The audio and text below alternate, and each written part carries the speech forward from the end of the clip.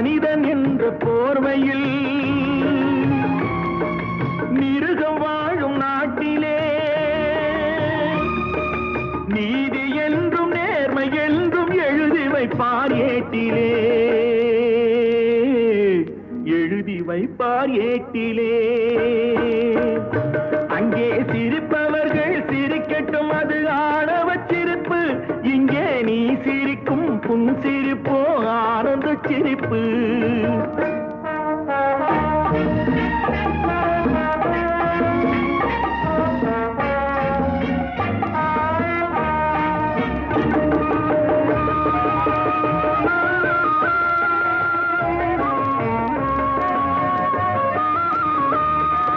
நாணல் போல வளைவதுதான் சட்டமாகுமா?